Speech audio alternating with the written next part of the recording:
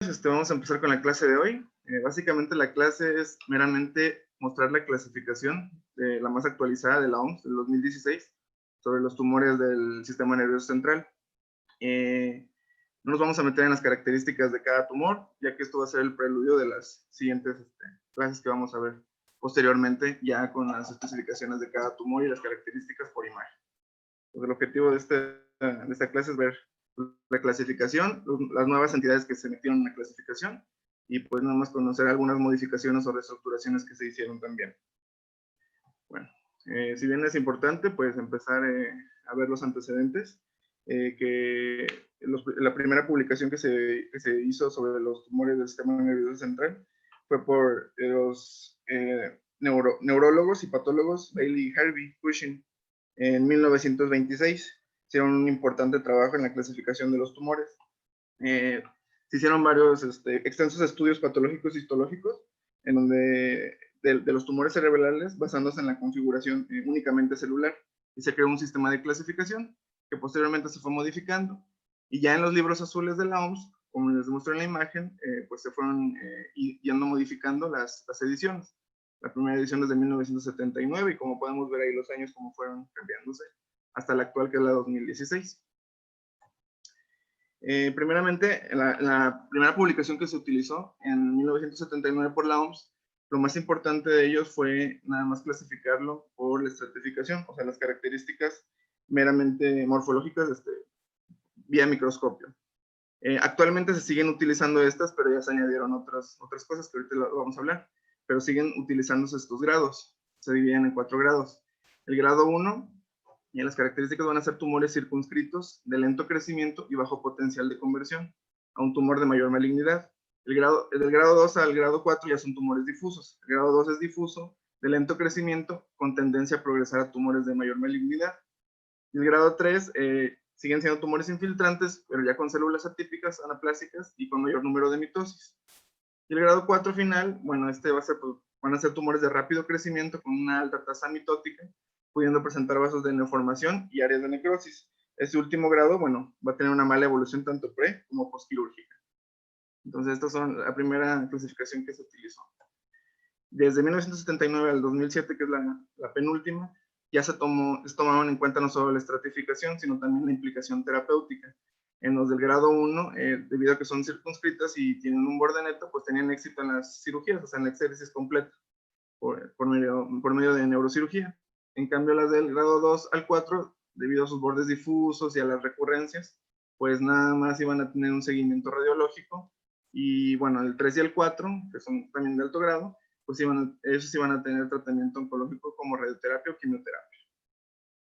Entonces ahí fue cuando ya no solo estratificación por microscopio, sino también la importancia de la implicación terapéutica.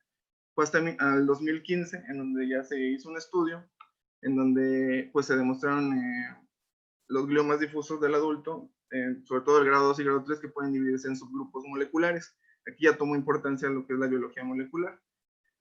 Encontraron unas mutaciones que las más frecuentes y más importantes, la mutación de la acetato deshidrogenasa y la codeleción de 1P19Q, que ahorita vamos a hablar más adelante de eso. Pero a partir de este descubrimiento, pues, esta clasificación molecular de los gliomas difusos mostró un mayor valor pronóstico sobre la supervivencia global de la clasificación que la de antes, solamente la de por microscopio, la histológica. Entonces aquí es donde se empezó a dar la importancia a la biología molecular. Y pues actualmente, o sea, la más nueva, la del 2016, la OMS va a introducir por primera vez ya la necesidad de contar la realización de estudios de biología molecular. Obviamente aquí los principales, los que tuvieron mayor modificación, son los tumores gliales del adulto y los tumores embrionarios. Aquí este sistema va a dividir los tumores del sistema nervioso central de acuerdo no solamente con el tipo histológico, sino también con los marcadores moleculares de citodiferenciación. Aquí como lo pongo en el cuadrito verde que se encuentra en la parte inferior, son las firmas moleculares. Más adelante vamos a ver, cada tumor tiene una firma molecular, que pues, es con la que se realiza ya el diagnóstico final. Obviamente son genes pues, con los nombres ahí raros, de números y letras, pero bueno, son pues la importancia de esta clasificación, ¿no? Multidisciplinaria. Y obviamente está basada en características demográficas básicas como la edad, también los aspectos genómicos obviamente y citodiferenciación. Pero no deja de lado los aspectos terapéuticos, y ni los pronósticos, o sea, siguen tomándose en cuenta esto para la supervivencia. Obviamente lo que se pretende esto es que, pues, que constituye un paso importante para el desarrollo de los tratamientos, pues ya sea personalizado, ¿no? De acuerdo a las características genéticas o a las alteraciones genéticas de cada tumor. Bueno, esta nueva, bueno, el Atlas de Genoma del Cáncer establecieron la existencia de 4 subtipos de glioma. Se estudiaron como, bueno, se hizo un estudio de 500 muestras de glioblastoma en pretratamiento, obviamente estudios de ADN, ARN, y se realizó esta división de 4 subtipos, que es la proneural, la neural, la clásica y la mesenquimal. Obviamente cada una de estas fases está relacionada con marcadores de expresión neuronal, como lo pongo en los cuadritos. Son varias, son un poco raros los nombres, no estamos muy familiarizados. Pero bueno, en la proneural hay que saber que es la más variante, es la más frecuente y se encuentra en los glioblastomas secundarios. La alteración más frecuente de la mutación en esta proneural es la isocitrato deshidrogenasa 1 y 2, y el receptor de factor de crecimiento epidérmico es la de mejor pronóstico. Y así sucesivamente. En la neuronal vemos los marcadores de expresión neuronales, en el clásico también, amplificación del cromosoma 7, y el mesenquimal, pues vale la pena recalcarlo, que es el de peor pronóstico, que se da por una deleción del 17q11, que va a codificar un gen de NF1, llamado NF1. Bueno, eso nada más para que conozcan que se empezaron a hacer esta clasificación en 4 subtipos. ¿Cuál es la de mejor pronóstico y la de peor pronóstico? Bueno, para meternos un poquito en esto, bueno, como introducción, tenemos que las células gliales pues, van a derivan del término griego glial, que significa liga unión. Entonces, con esto podemos saber nosotros cuál es la función de estas células dentro del sistema nervioso central. Obviamente van a derivar de las células pluripotenciales, de las cuales se van a ir diferenciando hasta células más maduras, que son los astrocitos, los oligodendrocitos y los ependimocitos. Entonces, cuando hay una alteración en las células, como la mutación o algún otro factor externo que nos lleve a alguna alteración en este ciclo, que pues, es un ciclo celular controlado, pues vamos a tener una mayor cantidad de células en este tipo. Y esto lo va a originar la presencia de un tumor, este sobrecrecimiento o proliferación, ¿verdad? Aquí como en el grafiquito de la parte inferior nos muestra, ¿verdad?, que mayor diferenciación de las células, pues es menos maligno, y a menor diferenciación de las células, pues va a ser pues, más maligno. Entonces, una pequeña introducción de cómo se comportan en este ciclo celular y cómo pueden ser afectadas. Obviamente aquí, para que se den este tipo de tumores, pues tienen que existir algunas mutaciones y cambios dentro de pues, esta estricta regulación del ciclo celular. Dentro de estas, pues vamos a encontrar mutaciones, de lesiones y amplificaciones, que es lo más importante para esta clasificación. La más importante, de las más importantes que se ha encontrado, es la ver con la isocitrato deshidrogenasa, que constituye el 11% de las mutaciones. Y también, obviamente, también van a haber mutaciones en genes supresores de tumores como RB1, P53, y digamos que se tiene que conjugar todo esto, que ya les comenté, pues para que se presente pues, el tumor, en este caso el glial, ¿no? O cualquier otro tumor. Hasta la fecha se han encontrado hasta más de 60 mutaciones de este tipo, y siguen. Bueno, continuando con la fisiopatología, van a haber 4 caminos que tiene un tumor glial para que tenga la agresividad que los que caracterizan sobre todo a los glioblastomas. Estos 4 caminos va a ser la angiogénesis, la proliferación, la invasión tumoral y la supervivencia de las células, procesos de antiapoptosis. Aquí vemos los 2 primeros, que es la angiogénesis y la proliferación. El primer cuadro, la angiogénesis, nos muestra, pues van a haber una combinación de alteraciones genéticas y factores locales que van a aumentar el factor inducido por hipoxia. Esto va a hacer que pues, el factor de crecimiento endotelial vascular aumente, la permeabilidad de las células endoteliales y tengan aumento de la proliferación de las células tumorales. En la siguiente vía va a ser la proliferación. En esta va a haber un aumento de la actividad de la tirosincinasa, lo que va a hacer que haya una mayor proliferación celular tumoral y una activación de los factores de supresión tumoral. El tercer camino que sigue este tipo de glioblastomas va a ser el tumor, la invasión tumoral. La invasión tumoral. Y bueno, eso más que nada va a estar relacionado con la adhesión de la célula por medio de integrinas a las células endoteliales. Y va a haber una modificación en la matriz extracelular. Y por último, pues las células de antiapoptosis, ¿no? Que es la inactivación de los mecanismos de apoptosis.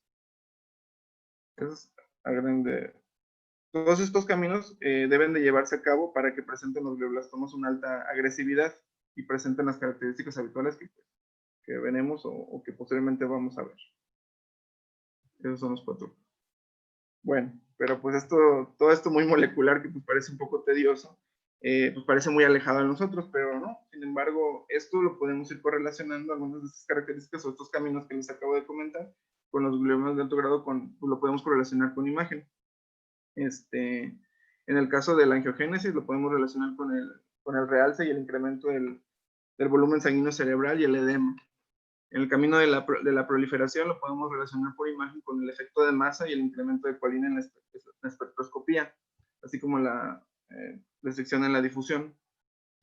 En el tercer camino, que es la invasión, podemos correlacionarlo con el incremento de la intensidad en FLAIR en las imágenes. Y con el último paso, que es el mecanismo de antipoptosis, lo podemos correlacionar con imagen, con la restricción de la difusión y la necrosis. Entonces, digamos que tiene un papel importante esto. Y no solo es molecular. Bueno. Aquí pues nada más les pongo la clasificación. Obviamente está muy grande, es muy extendida de la OMS, ¿verdad? Todos los sistemas, de todos los tumores. Vamos a ir poco a poco, obviamente, revisando lo más importante solo con la clasificación para ver cuáles son los nuevos y cuáles son los que se han reestructurado. Y obviamente solo del sistema nervioso central. Bueno, aquí les pongo una tablita en donde para poder entender esta clasificación tenemos que conocer cómo es la nomenclatura. En su lado izquierdo les pongo la tabla de cómo divide la OMS los tumores del sistema nervioso central, o sea, los gliomas, básicamente.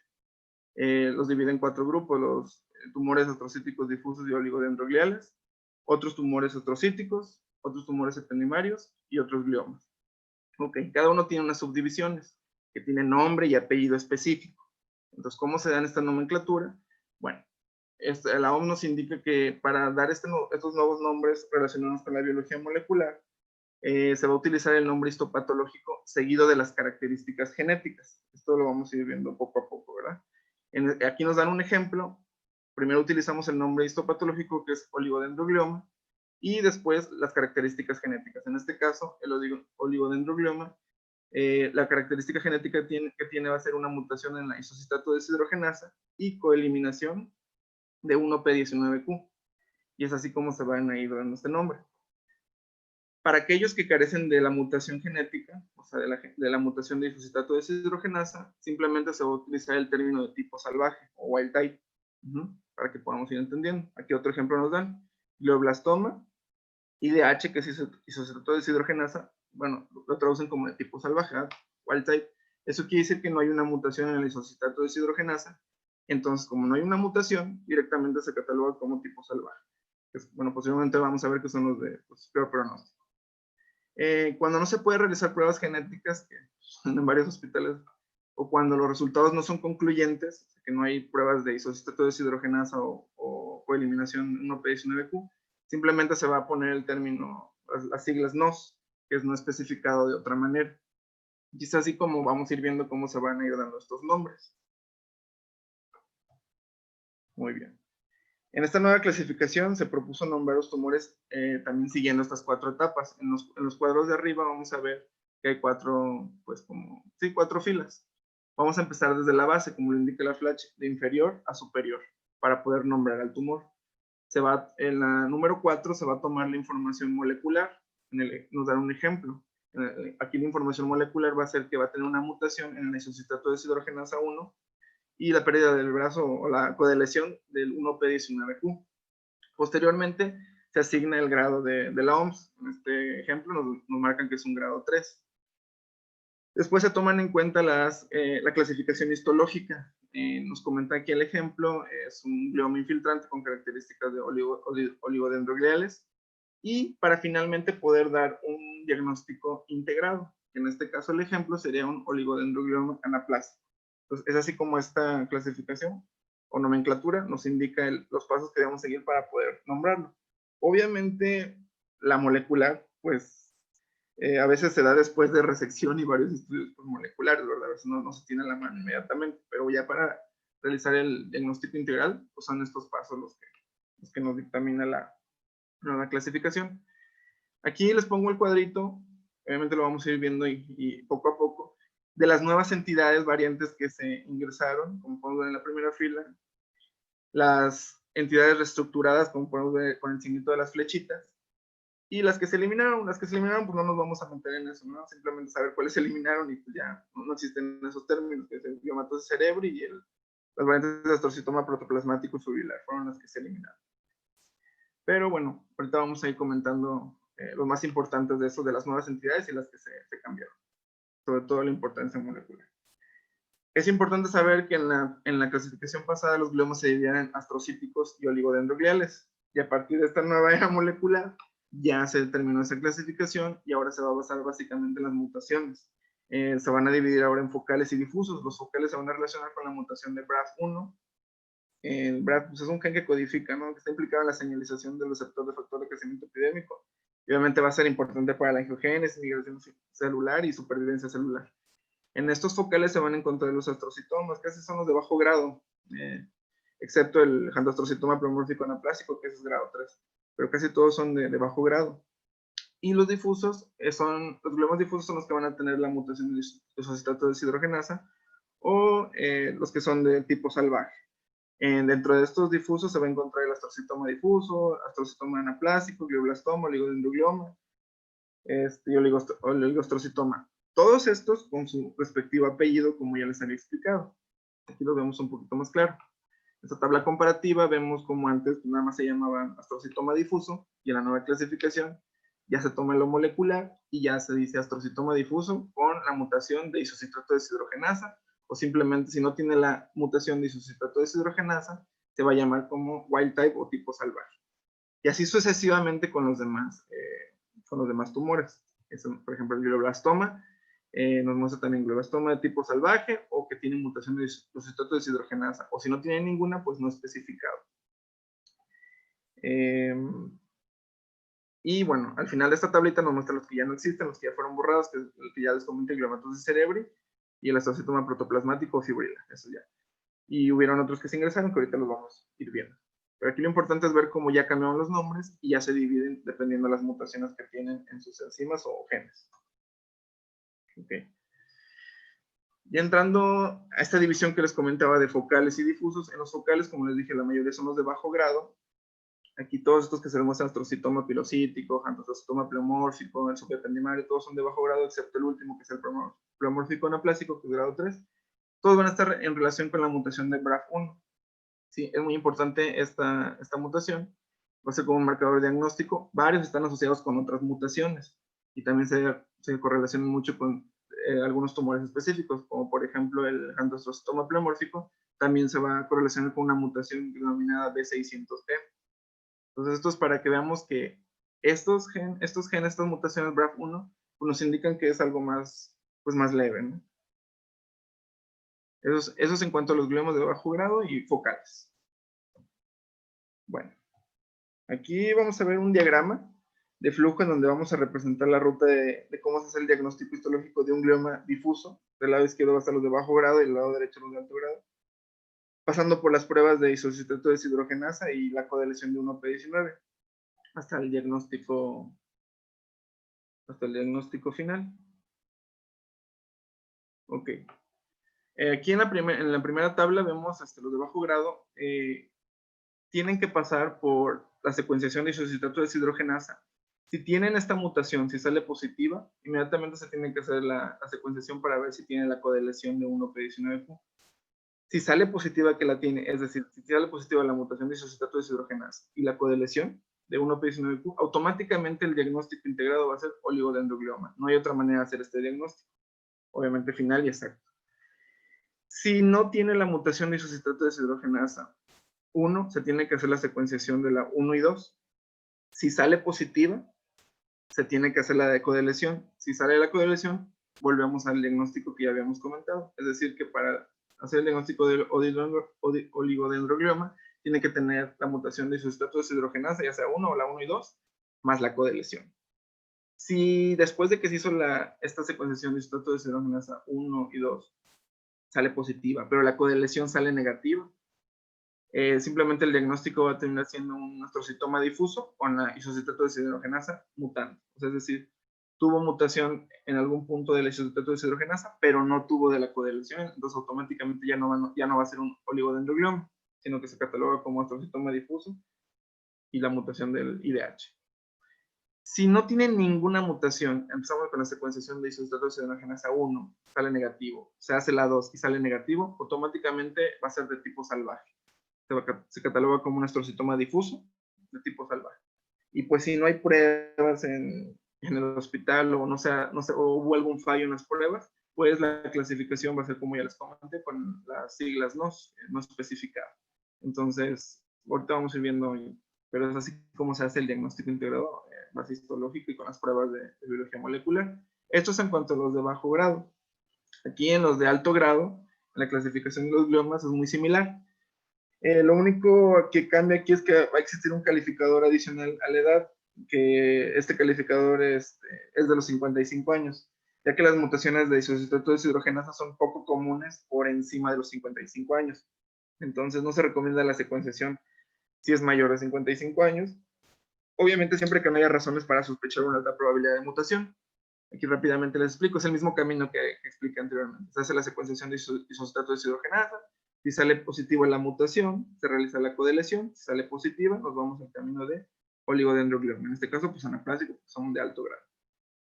Volvemos a hacerla en caso de que salga negativa la mutación de isocitato deshidrogenasa. Aquí es donde viene este marcador que ya les había comentado. Ver si el paciente es menor de 55 años o si es mayor. Si es menor de 55 años, entonces sí es probable que pueda tener una mutación. Se realiza la secuenciación de la mutación de isocitato deshidrogenasa 1 y 2 y forzosamente se tiene que ver si tiene la codeleción. Si tiene la codeleción, terminamos en el diagnóstico de oligodendroglioma. Si no tiene la codeleción, está negativo, simplemente se va a clasificar como un glioblastoma con el IDH mutante nada más, es decir, que nada más tuvo una mutación del IDH, pero no la codeleción.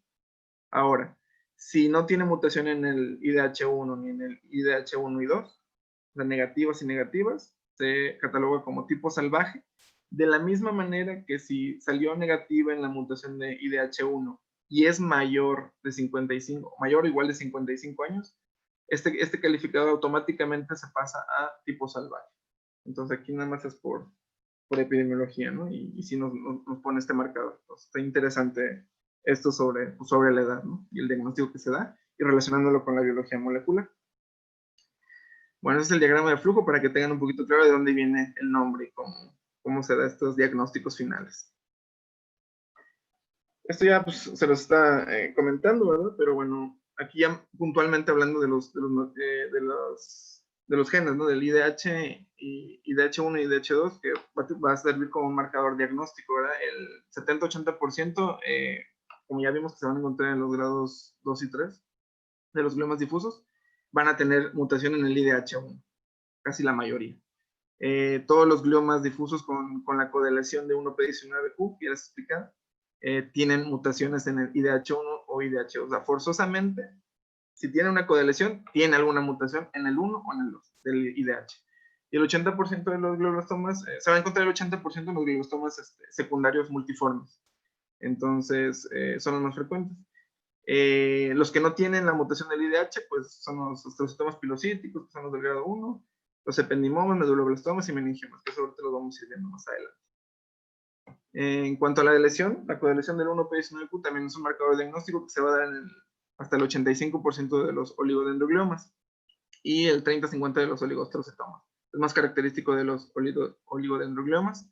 Y obviamente todos los que tengan casos de codeleción van a presentar mutaciones de IDH. Es importante saber que van a haber muchísimos genes, que igual no los vamos a abarcar ahorita, son demasiados, pero van a estar asociados con otras mutaciones en los genes, como el SIC y el FUP-P1. También existe otro marcador diagnóstico, que es la proteína relacionada con la alfa-talasemia y retraso mental X. Esta va a ser más frecuente en los gliomas de grado 2 y 3, de los glioblastomas multiformes secundarios, y va a estar ausente en los oligodendrogliomas, eso es importante pues, para saberlo, y en los glioblastomas primarios multiformes. Suele asociarse a varias mutaciones, entre ellas la P53, y está relacionado con el gen remodelador de la cromatina. Esos son como que los más importantes, ¿no? Correlacionados. Entonces ya a base de, pues para conjuntar, estos gliomas no son nuevas entidades. Como les puse aquí el signito, son reestructuraciones, las que se dan, ya existían, pero se reestructuran. Y para realizar el diagnóstico integrado, si existe una mutación de IDH1, IDH2, la presencia de estas mutaciones va a indicar que es un glioma de bajo grado con un comportamiento más benigno frente al no mutado. Recordemos que si no tiene esas mutaciones, va a ser de tipo salvaje y es de peor pronóstico. Entonces, los astrocitomas con mutación de IDH1 y IDH2, el pronóstico va a ser similar, ya sea el diagnóstico histopatológico grado 2 o 3. Es decir, aquí hay mayor importancia en cuanto a la biología molecular que al grado histológico para su pronóstico, ¿verdad? También. El oligodendroglioma, bueno, sí es más reiterativo, forzosamente tiene que tener las modificaciones ya sea de IDH1 o IDH2, la mutación, más la codeleción forzosamente de IP19Q para que se haga este diagnóstico. Y el astrocitoma, bueno, tiene que tener obviamente, forzosamente la mutación de IDH1 y IDH2 y puede correlacionarse con ATRX o P53, que nos va a dar el diagnóstico integrado de astrocitoma.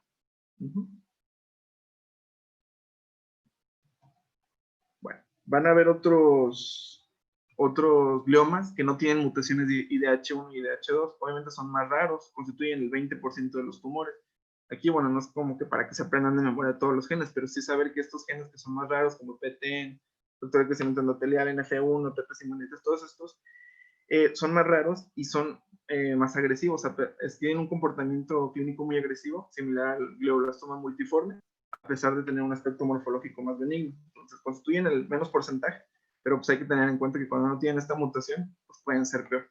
Aquí puse una tablita nada más de que los glioblastomas primarios, bueno, que estamos de peor pronóstico, tienen estos genes mutados, ¿no? Entonces se relaciona con peor pronóstico. Y como podemos ver en las clasificaciones que les he explicado la primera tablita de los subgrupos, pues el mesenquimal era el del peor pronóstico, ¿no? Y aquí es donde se encuentran este tipo de tumores. En cambio, los que tienen las mutaciones de ATRX, que es el más común, o las mutaciones de isositato deshidrogenasa, que están correlacionadas con SIG y FUP1, bueno, pues estos son más que nada nos dan el diagnóstico de glioblastomas secundarios, y pues ya sea de grado 2, grado 3 o grado 4, dependiendo, pero no son, tienen mejor pronóstico que los primarios, ¿no? Entonces nada más hay que tenerlo en cuenta.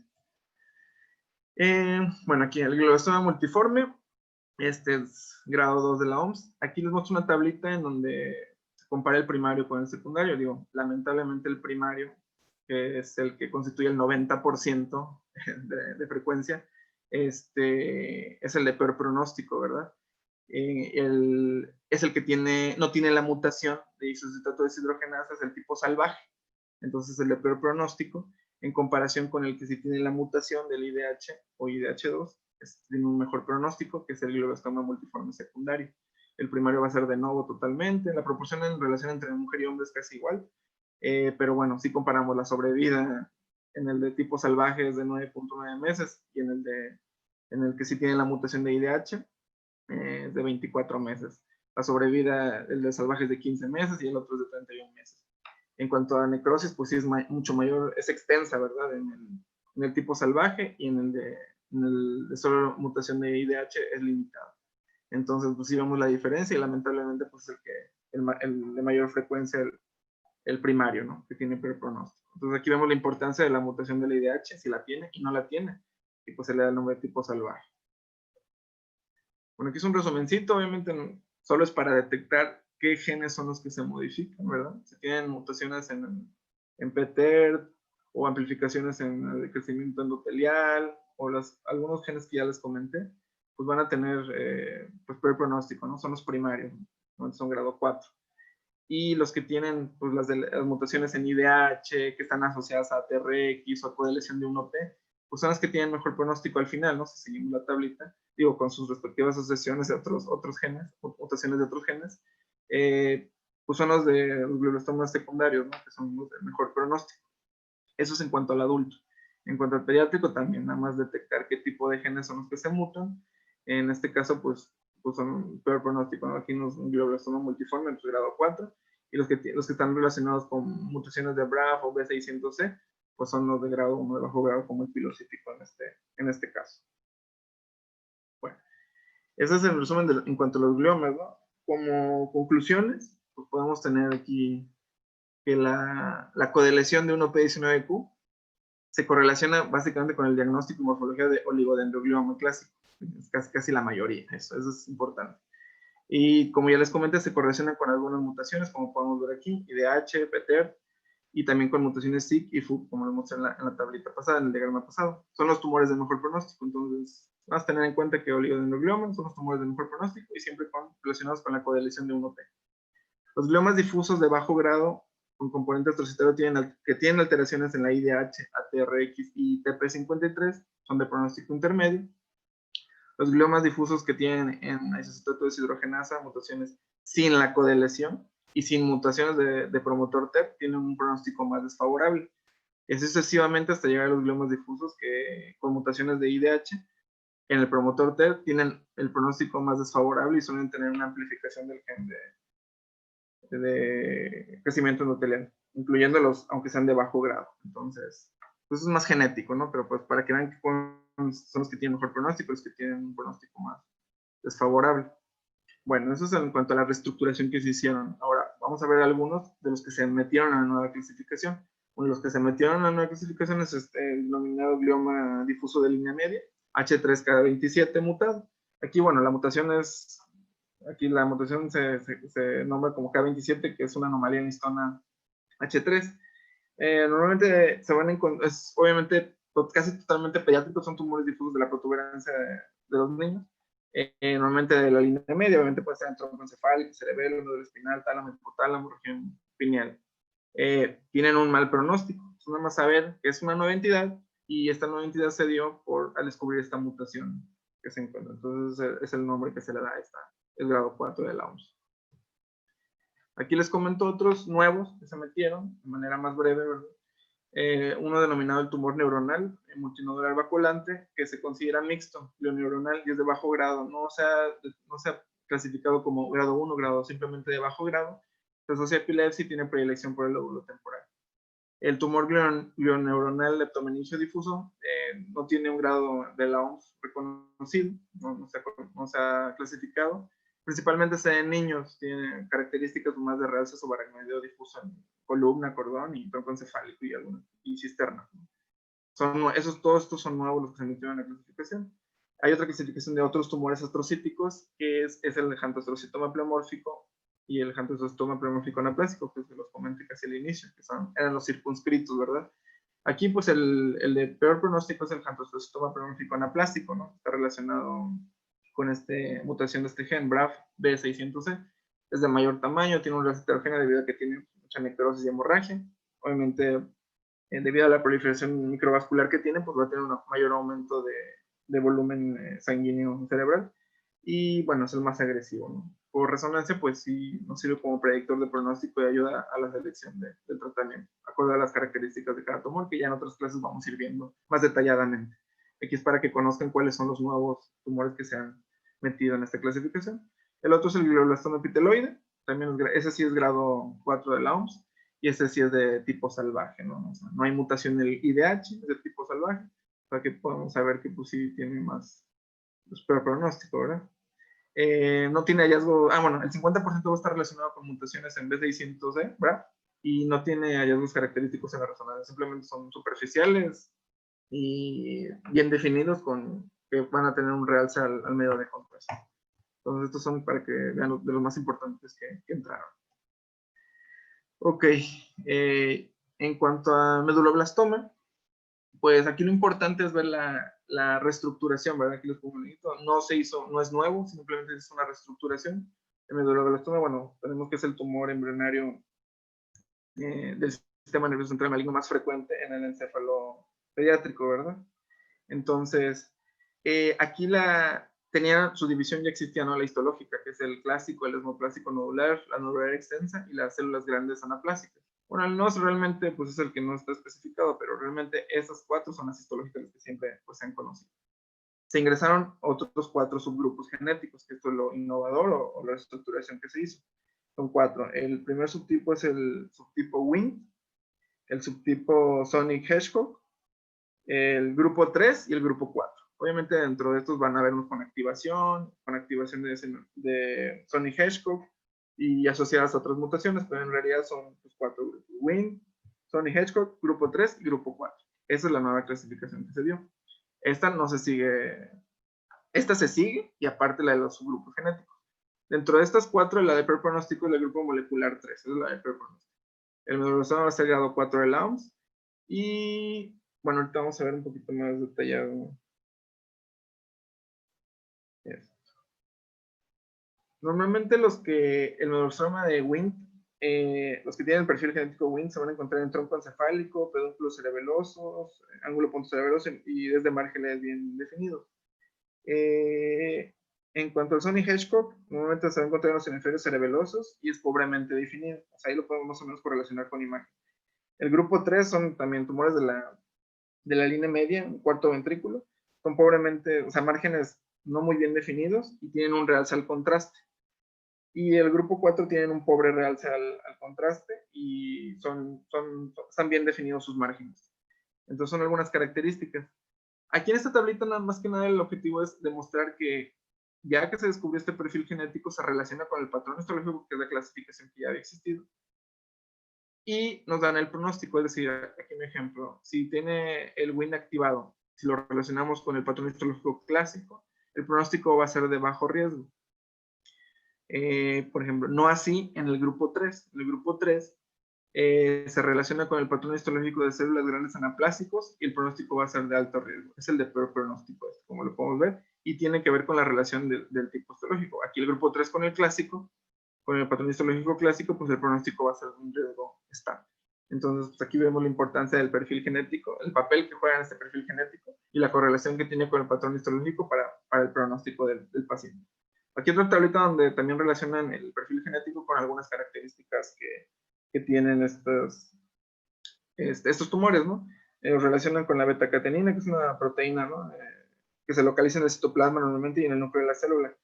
Sirve para la regulación transcripcional. Entonces aquí vemos como en el Wnt, si lo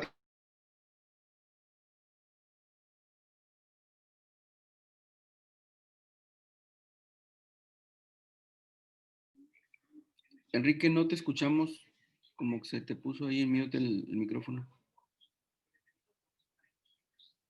citoplasma está ausente totalmente. Ya te escuchamos. Sí, ok. En cuanto a los demográficos, pues vemos que el Wnt y el Sonic Hedgehog pues, están iguales en los dos géneros y el grupo 3 y 4 predomina más en la mujer. En cuanto a los grupos de edades, pues los que afectan a casi todas las edades es el Sonic Hedgehog y el grupo 4, como le podemos ver. El grupo 3, que es el de peor pronóstico, con muy frecuente metástasis, es el de peor pronóstico y pues vemos que se da desgraciadamente pues más en infantes y en niños. Y así, este tipo de características, como vemos, el pronóstico, ya vimos que es el peor el mejor es el Wnt, y también la correlación con la presencia de las mutaciones de MYC. Entonces, una tablita para que veamos la importancia que tiene este perfil genético y la relación que podemos dar pues, con todo, ¿no? Con los grupos de edad, si tiene metástasis, si tiene buen pronóstico o si no tiene buen pronóstico. El Wnt, cabe recalcar que es el de menor potencial invasivo, ¿verdad? Como ya dije, es el de mejor pronóstico. Y el grupo 3 es el de peor pronóstico porque normalmente cuando se hace el diagnóstico ya se encuentran hasta metástasis. Entonces, por eso es lo que pues, les va peor a los pacientes. Bueno, entrando a otro tipo de tumores, este sí es nuevo. Este se metió en la clasificación nueva. Es el tumor embrionario formador de rosetas con alteración de C19MC. Aquí lo importante, eso es un grado 4, ¿no? De la OMS. Aquí lo importante de este tumor y que es nuevo es porque se descubrió por la amplificación de la región del cromosoma de esta región, por eso se llama así. Entonces, es un tumor embrionario con abundante neurófilo. Se caracteriza por verdaderas rosetas, más ependimoblastoma, más el meduloepitelioma. Entonces, toda esta combinación más la mutación nos van a dar este nombre de este nuevo tumor. Se da normalmente en menores de 3 años, es intracraneal, supratentorial. Normalmente, se caracteriza por una diseminación ectomeningia y obviamente un mal pronóstico, es agresivo. En la resonancia puede tener un leve realce por contraste, ¿no? Sólido, grande y bien definido. tiene un mal pronóstico que hasta 9 meses de sobrevida. También se va a encontrar en tronco encefálico, cerebelo. Cuando no se encuentra esta amplificación, como podemos ver aquí, sin amplificación de este cromosoma, simplemente va a ser un tumor embrionario formado de rosetas no especificado, o puede ser un meduloepitelioma, que también son formadores de rosetas también. Entonces aquí lo importante a través de la biología molecular es detectar cuál es la modificación genética que hay aquí, y pues por ende la clasificación que se da en esta nueva. Muy bien. Otro de los tumores importantes que nos menciona es el tumor teratoide rhabdoide atípico. Es grado 4 de la OMS, y aquí también lo más importante, pues aquí se lo circulo, ¿verdad? Es detectar nada más, digo, para fines de esta clase, pues el por qué se da esta clasificación, debido a que se descubrió la mutación o pérdida del locus SMARCB1. Son muy raros estos tumores, son tumores pediátricos del sistema nervioso central, de 1 al 2%, y tienen un pronóstico malo, ¿verdad? Es altamente maligno, ¿verdad? Sobre todo en lactantes y niños, para que sepan que este sí es nuevo. El meningioma, bueno, ese sí no es nuevo, simplemente se dio una reestructuración, como aquí lo menciona el signito. Aquí lo único nuevo del meningioma es que se incorporó la presencia de invasión cerebral como criterio mayor para el diagnóstico de meningioma típico, ¿sí? O sea, para ser considerados atípicos, basta con tener un criterio mayor, otros criterios menores, como lo muestro aquí en la tabla. Muchos son pues histológicos, ¿verdad? A nosotros no nos compete, pero sí es bueno pues conocerlo. Y bueno, nada más aclarar que por resonancia no es posible determinar si hay invasión cerebral con secuencias morfológicas. Pero bueno, esa es la nueva incorporación que se dio, ¿verdad? En el meningioma típico. Solamente en el atípico. Y es grado 2 de la OMS.